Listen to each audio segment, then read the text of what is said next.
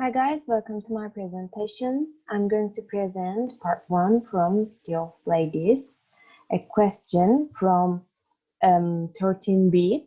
And my question is, in order to overcome her depression and help other women not suffer the same, Kristen is writing a book using the metaphor of building a city. How do the various aspects of the metaphor work? Because we know that Kristen is affected by the thoughts of male writers about women and she feels bad about it. And my thesis of the text I engage with, Kristen is the one who is chosen to construct a building in the shape of a walled city by God. Only ladies who are of good reputation and worthy of prize will be admitted into the city. Then the city of ladies who cannot be fallen or be taken is constructed with the help of three ladies who are daughters of God, called reason, rectitude, and justice. Kristen is the person who is responsible for informing other women about there is no shame about being a female.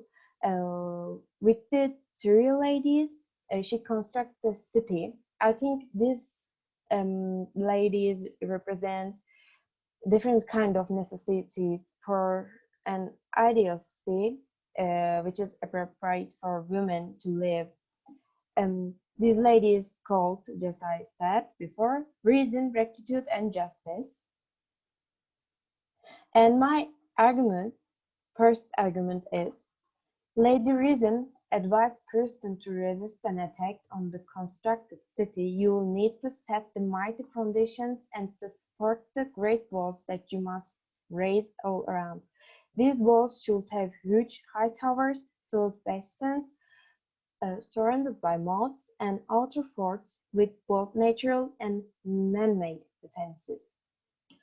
I think in here she is using a metaphor, and Lady Reason represents the confidence which every woman should have about their gender. And this walls she talk about maybe about self-respect, which every woman should feel, and the walls on the city she talks about represents the confidence. If a woman are more confident, there will be more resistance to attacks from outside. And my second premise is, then Lady Rectitude took over the speech and she said that I am the shield and defender of those who serve God, and I help to prevent the wicked from abusing their power. As far as you are concerned, this rule will help you to plan the city which you have been commissioned to build. And in here, Lady Rectitude is, I think, she's accountable for encouraging women to do good things. Lady Rectitude protects the rights of innocent. She represents the honesty which every woman should have while living in city. And my third assertion is that the last daughter of the God who is just said that I teach all men and women who are of sound judgment and who believe in me to look into and correct themselves, to do as they would be done by, to apportion good, without showing favoritism, to speak the truth, to avoid and detest falsehood, and to shun all forms of vice. Last lady is just, and I think she is the representative of the equality and justice. She may teach women to seek for their rights and never giving up while they're looking for their rights.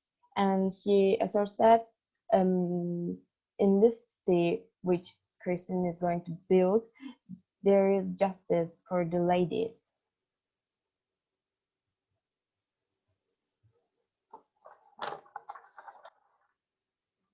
And in conclusion, where three ladies whom used to before are one and the same in the sense that one cannot act independently of the others.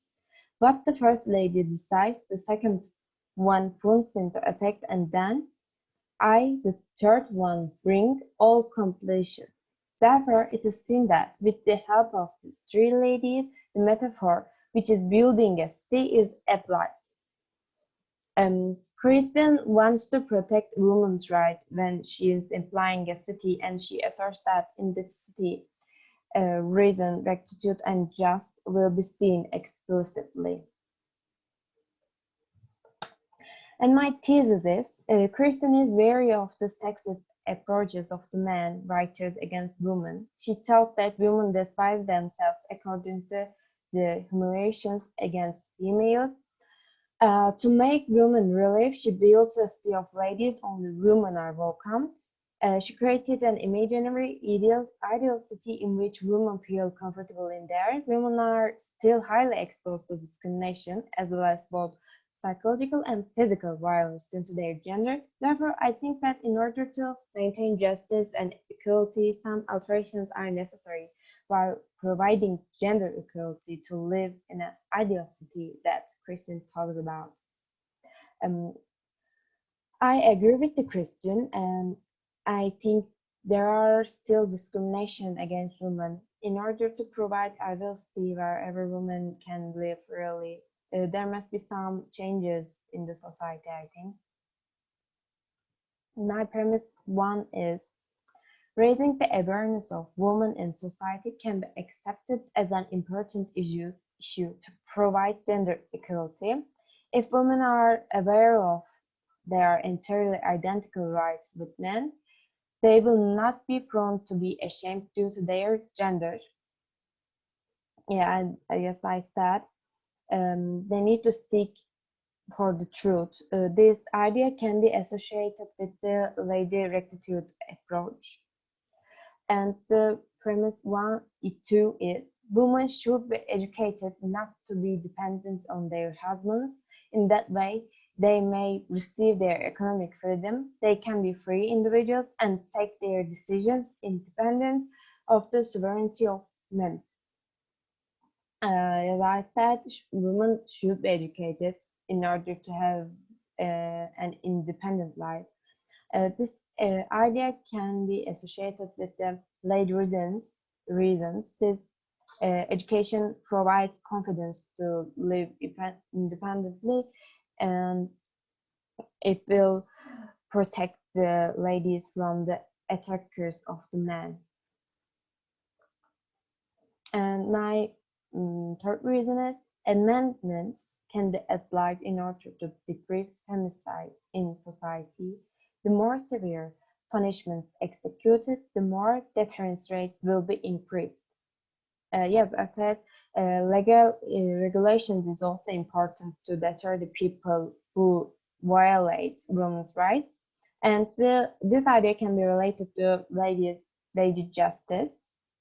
In conclusion, in order to overcome discrimination against women and make them relive in society, some changes are necessary, which increases social status of the women in society. It may change the perception in society about the female gender. These changes are necessary to change gender bias against women. And here's the possible objection to my thesis. And it says that many different authors slander women in their writings. The discrimination may be seen as necessary, and it is done with good actions. They wanted to rescue men who had already fallen into clutches of their pride and corrupt women, or to prevent others from suffering the same fate, and to encourage men generally to avoid leading a lustful and sinful existence. Many people discriminate women, and in the book it says that they want to prevent men's sins. They think that they are right and it is necessary to humiliate females in order to protect the men. And my reply is, I think that men's approach was ridiculous and they should not blame women according to their attitude because there is no excuse for plain ignorance. I think that blaming the nature of the female sex is not reasonable. Women cannot be accountable for the bad intentions of men against women. Discrimination cannot be necessary, besides, it is unacceptable. And I think there's no explanation for discrimination against women, and there shouldn't be. Here's my examples for my argument. First example is that in conservative societies, people are prone to think that women should not have a job or go to work, rather than that they should stay at home and take care of their children, since the absence of the woman in their home may be detrimental to traditional family values. Especially in the Middle East societies, people are prone to underestimate women's working rights, but I think that it is unacceptable.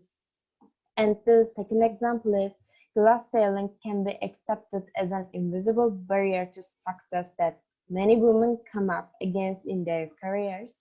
Due to the discrimination against women, their enhancements in their work careers has been being prevented.